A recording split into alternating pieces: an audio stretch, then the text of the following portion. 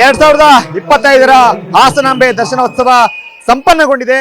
ಸಾರ್ವಜನಿಕ ದರ್ಶನದ ಏನು ಕೊನೆಯ ದಿನವಾಗಿರ್ತಕ್ಕಂಥ ಇಂದು 4 ಗಂಟೆಗೆ ಸರತಿ ಸಾಲುಗಳನ್ನು ಕ್ಲೋಸ್ ಮಾಡಲಾಗಿದೆ. ಈಗ ಕೊನೆಯ ಹಂತದಲ್ಲಿ ಅಲ್ಲಿ ಸರತಿ ಸಾಲುಗಳಿದ್ದಂಥ ಭಕ್ತರು ಓಡೋಡಿ ಬಂದು ಹಾಸನಾಂಬೆ ದರ್ಶನವನ್ನು ಪಡೀಲಿಕ್ಕೆ ಹೋಗ್ತಾ ಇದ್ದಾರೆ.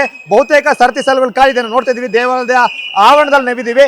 ಕೊನೆಯಲ್ಲಿ ಇದ್ದಂಥ ಭಕ್ತರು ಇರ್ತಕ್ಕಂಥ ಕೆಲವೇ ಸಮಯಗಳಲ್ಲಿ ಹಾಸನಾಂಬೆಯನ್ನ ಕಣ್ತುಂಬಿಕೊಳ್ಬೇಕು, ಆಶೀರ್ವಾದವನ್ನು ಪಡಿಬೇಕು ಅಂತೇಳಿ ಬರ್ತಾ ಇದ್ದಾರೆ. ಈಗಲೂ ಕೂಡ ನಾವು ನೋಡ್ತೀವಿ ಭಕ್ತರು ಕೈಯಲ್ಲಿ ಮಡಿಲಕ್ಕಿ ಹಿಡಿದು ಪೂಜೆ, ಕೊನೆಯಲ್ಲೂ ಕೂಡ ಪೂಜೆ ಸಲ್ಲಿಸಬೇಕು ಅಂತಕ್ಕಂಥ ಮಹದಾಸೆಯೊಂದಿಗೆ ಬರ್ತಾ ಇದ್ದಾರೆ. ಇನ್ನೇನು ಕೆಲವೇ ನಿಮಿಷಗಳಲ್ಲಿ ಹಾಸನಾಂಬೆಯ ದರ್ಶನೋತ್ಸವ ಮುಗಿಯುತ್ತೆ. 5 ಗಂಟೆಗೆ ಏನೋ ಸರತಿ ಸಾಲುಗಳನ್ನ ಕ್ಲೋಸ್ ಮಾಡ್ತೀವಿ ಅಂತ ಹೇಳಿದ್ರು. ಬಹುತೇಕ 4 ಗಂಟೆಗೆ ಸರತಿ ಸಾಲುಗಳೆಲ್ಲವನ್ನು ಕೂಡ ಕ್ಲೋಸ್ ಮಾಡಲಾಗಿತ್ತು. ಈಗ ಗರ್ಭಗುಡಿ ಒಳಗೆ ನಾವು ನೋಡ್ಬೋದು, ಗರ್ಭಗುಡಿ ಒಳಗಡೆ ಇರ್ತಕ್ಕಂಥ ಕೆಲವೇ ಮಂದಿ ಈಗ ಮುಂದೆ ಹೋಗ್ತಾ ಇದ್ದಾರೆ. ಈ ವರ್ಷದ ಏನು ಅಕ್ಟೋಬರ್ 10ನೇ ತಾರೀಕಿಂದ ಆರಂಭ ಆಗಿದ್ದಂಥ 2025 ಹಾಸನಾಂಬೆಯ ದರ್ಶನೋತ್ಸವ ಅಧಿಕೃತವಾಗಿ ಸಂಪನ್ನಗೊಂಡಿದೆ. ಆದರೆ ಇನ್ನೂ ಕೂಡ ಏನು 7 ಗಂಟೆಯಿಂದ ರಾತ್ರಿ 12 ಗಂಟೆವರೆಗೆ ನೈವೇದ್ಯ ಪೂಜೆಯನ್ನು ಮಾಡಲಾಗುತ್ತೆ. ರಾತ್ರಿ 12 ಗಂಟೆಯಿಂದ ಬೆಳಗಿನ ಜಾವ 5 ಗಂಟೆವರೆಗೂ ಕೂಡ ಮತ್ತೆ ದರ್ಶನಕ್ಕೆ ಅವಕಾಶ ಇರ್ತದೆ. ಆದರೆ ಅಧಿಕೃತವಾಗಿ ಈ ವರ್ಷದ ಸಾರ್ವಜನಿಕ ದರ್ಶನ ಇಲ್ಲಿಗೆ ಕೊನೆಯಾಗ್ತಾ ಇದೆ.